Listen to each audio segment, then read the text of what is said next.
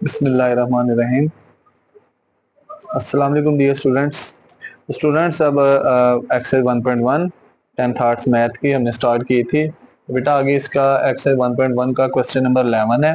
इसमें कह रहा है आपसे कि आपने दिए गए नातक जुमलों को मुख्तसर तीन शक्ल में लिखें। नातक जुमले से मुराद इंग्लिश में कहते हैं रैशनल फ्रैक्शन या रैशनल एक्सप्रेशन।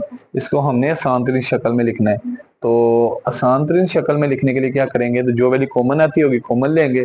अब देखा जाए फ्रैक्शन से ऊपर लिखा हुआ है 16, डिनोमिनेटर में देखा जाए यानी बटे से नीचे फ्रैक्शन से ऊपर लिखा हुआ है 16 और बटे के नीचे लिखा हुआ है 12 और 20। अब देखा जाए 16, 12 और 20 किस टेबल पे आते हैं। बहुत अच्छा करा था, बहुत अच्छा करा था। और 16, 12 और 20 किस पहाड़े पे आते हैं बेटा, 4 पे। अब 4 पे एलसीएम लेंगे तो 16 का एलसीएम 4 का मल्टीपल बनाना है, 4 मल्टीप्लाई 4, ए की पावर 6 है। आप ऐसा करें कि ए की पावर 6 है, ए को 6 टाइम्स मल्टीप्लाई कर दें। बी की पावर 7 है, बी को 7 टाइम्स मल्टीप्लाई कर दें। 3 4 5 6 7 डिवाइडेड बाय 12 को लिख सकते हैं। 4 का मल्टीपल बनाना है, 4 मल्टीप्लाई 3, ए का क्यूब, ए को 3 दफा मल्टीप्लाई। बी की पावर 5, बी को 5 दफा मल्टीप्लाई। 20 4 का मल्टीपल है, 4 मल्टीप्लाई 5। ए की पावर 5 है, ए को 5 दफा मल्टीप्लाई कर दें क्योंकि ए का सास एक जैसा होगा, बेस एक जैसी होगी तो मल्टीप्लाई पावर ऐड हो जाएगी। बी 4 है, बी को 4 दफा मल्टीप्लाई करें। अब हम सेम वैल्यूज देखते हैं। अगर हम नीचे की बात करें, ऊपर तो एज इट इज मल्टीप्लाई हो रही है। 4 सेम है, 4 बाहर आ जाएगा। एक 4 सेम है, ए कितने सेम है, 1 2 3, 3 ए यहाँ पे भी है, यहाँ पे भी है, इसका मतलब 3 ए दोनों में सेम होंगे, 3 ए भी बाहर आ जाएंगे। इसके अलावा बी को देखें, कितने बी सेम है, 1 2 3 4, 1 2 3 4, तो 4 बी भी सेम है, ये भी बाहर आ जाएंगे। ये कॉमन निकाल लिए। कॉमन वो वैल्यू होती है जो एग्जैक्टली एक टेबल पे डिवाइड हो, नहीं तो दोनों में सेम हो। तो यहाँ पे 4 कॉमन ले लिया, 3 ए भी आगे बाहर, तो 3 रह जाएगा दरमियान में, और एक 3 के साथ रह जाएगा बी, प्लस यहां से आपके पास 4 कॉमन आ गया, दोबारा नहीं आएगा। उसके साथ साथ 5 रह जाएगा, 1 2 3 ए कॉमन आ गए, तो यहाँ पे रह जाएगा ए मल्टीप्लाई ए।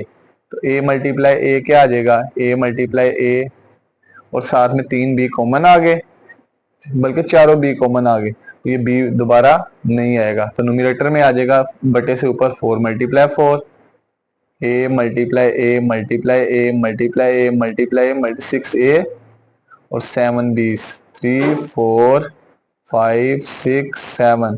तो यहाँ पे कटिंग करते हैं, 4 4 से कैंसल, 1 2 3, 3 एज भी कैंसल, 1 2 3 4, 4 बीस भी कैंसल। तो बाकी आपके पास बचेगा 4, तीनों ए का सास एक जैसा है तो कुव्वतनुमा प्लस हो जाएगा, सास एक हो जाएगा, तो ये आ जाएगा ए का क्यूब। बी का सास एक जैसा है, कुव्वतनुमा प्लस हो जाएगा, बी का क्यूब। बटे के नीचे क्या आ जाएगा, सिर्फ 3b प्लस 5। ए और ए का सास एक जैसा है तो कुव्वतनुमा प्लस हो जाएगा, ए का स्क्वायर। और ये आपका फाइनल आंसर है। अब नेक्स्ट करते हैं क्वेश्चन नंबर 12। क्वेश्चन नंबर 12 में है कि इसी तरह से सोल्व करेंगे। बटे से ऊपर लिखा हुआ है हमारे पास, फ्रैक्शन से ऊपर 18, फ्रैक्शन से नीचे 27 36। क्या आप देखा जाए, क्या अगर ये तीनों किसी टेबल पे आते हैं, 18 27 और 36 3 पे भी आती हैं। अगर 3 कॉमन निकालेंगे तो 2 दफा कॉमन निकालना पड़ेगा। 3 के अलावा 18 27 और 36 9 के टेबल में आते हैं। तो हम 9 का मल्टीपल बनाते हैं, 18 को लिख सकते हैं 9 मल्टीप्लाई 2, m की पावर 5 है, m को 5 टाइम्स m से मल्टीप्लाई करेंगे। x की पावर 3 है, x को 3 टाइम्स x से मल्टीप्लाई करेंगे, डिवाइडेड बाय 27। 9 का मल्टीपल बनाना है, 9 मल्टीप्लाई 3, m की पावर 4, m को 4 दफा मल्टीप्लाई, x की पावर 8, x को 8 दफा multiply, x multiply x multiply x 4 5 6 7 8 minus 36। तो 36 को लिख सकते हैं 9 मल्टीप्लाई 4, m6 है, m6 एज इट इज रहने देते हैं, x6 भी इसको नीचे दोबारा लिखते हैं। तो बाकी आपके पास आ जाएगा, इसको दोबारा लिखते हैं 9 मल्टीप्लाई 2 m है आपके पास 1 2 3 4 5 दफा मल्टीप्लाई, x 3 दफा मल्टीप्लाई ओवर 9 मल्टीप्लाई 3, m 4 दफा मल्टीप्लाई हो रहा है, एज इट इज लिखते हैं।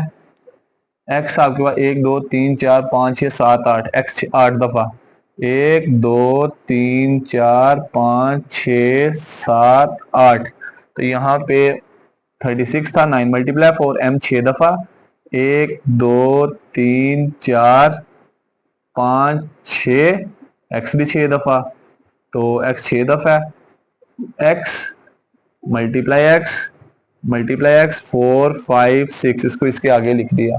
तो अब नेक्स्ट, अब देखा जाए ऊपर वाली value as it is, 9 multiply 2 multiply 1 2 3 4 5 6 m आ गया, x 3 दफा मल्टीप्लाई एज इट, क्योंकि ऊपर मल्टीप्लाई है, उनमें से कॉमन क्या लेंगे, एज इट इज लिख देते हैं।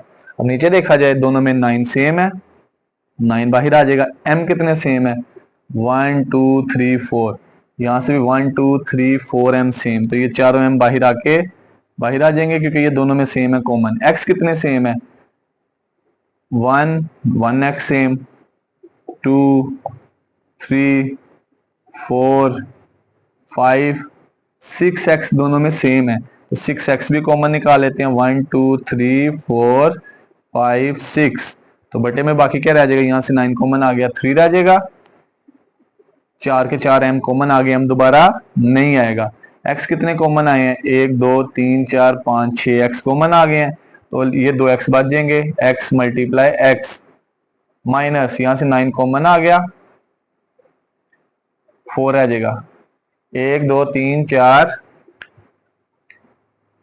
4 m कॉमन आ गए, तो कितने m बच जाएंगे, 2 m बच जाएंगे, m मल्टीप्लाई m, और बाकी कुछ नहीं बचेगा क्योंकि x सारे कॉमन आ गए। तो यहाँ पे कटिंग करते हैं, 9 9 से cancel, first m cancel, second m भी कैंसिल, थर्ड m भी मल्टीप्लाई डिवाइड कैंसिल, और फोर्थ m भी कैंसिल, x भी कैंसिल होंगे, फर्स्ट x सेकंड 3x भी कैंसिल, तो बाकी आपके पास बचेगा 2, m और m का साथ एक जैसा है, इनका कुवत में add, m multiply m square divided by, और क्या रह जाएगा, ये दोनों आपके पास 1 2 3 3x कैंसिल हो गए, ये तीनों x मल्टीप्लाई होंगे, x का क्यूब, बटे में क्या रह जाएगा 3, x से मल्टीप्लाई होगा x स्क्वायर माइनस 4m का स्क्वायर, और ये आपका आंसर है। अब नेक्स्ट जी स्टूडेंट्स, आगे क्वेश्चन नंबर 13 और 14 है, इसको भी हमने नातक जुमलों को आसान मुख्तसर तरीन शक्ल में लिखना है।